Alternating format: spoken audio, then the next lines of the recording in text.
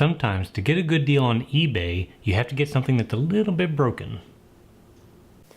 Welcome to the Naked Photographer, where I'll be exposing myself. No, I won't. That sounded better in my head. You've seen in some of my other videos that I use Profoto strobes. I like Profoto. I think the lights are good. They're expensive, but they are worth the money. But I find their accessories to be way overpriced for what you get. Now, that being said, I got this Snoot at a really great price because it's dented. The seller, KEH in this particular case, marked it down pretty significantly because the front lip is dented pretty good. Now, normally with the reflector that wouldn't matter too much, but with the Snoot, since it's putting out exactly a small circle of light, that dent takes a big chunk out of it. Other than that, it looks pretty new.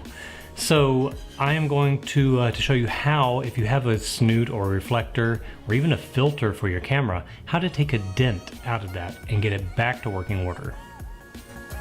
Using a 1x6, I'm going to drill the hole out with a hole saw the same diameter as the Snoot. You can use one step larger, but don't use smaller. You want a snug fit of the Snoot in the hole. Once it's made, I'm going to move it to the table saw and cut the piece of wood in half so that I have a crescent rather than a full hole. Safety first, keep your hand away from any moving blades.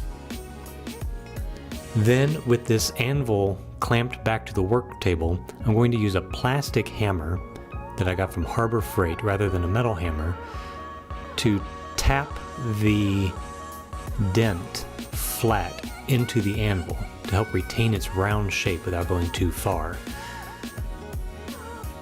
Use a domed shape hammer so that you don't end up with a flat spot. Here you can see that the shape has returned to round. And now this is nice and round. In fact, I can't even see, looking at it, where the dent used to be. Now, not every case are you going to be able to get it that good. Fortunately, it was just a very clean bend, and it was very easy to take out. Now, my inexpensive purchase is going to pay off because it is exactly as it would have come right out of the box at a much higher price. So if you have a dented reflector, a dented Snoot, you can do this with filters. If you have a dented filter or metal lens hood, anything like that, just make sure you get the right diameter, and you should be able to do this pretty easy. Only took a few minutes. Thanks for watching. Please like, comment, and subscribe.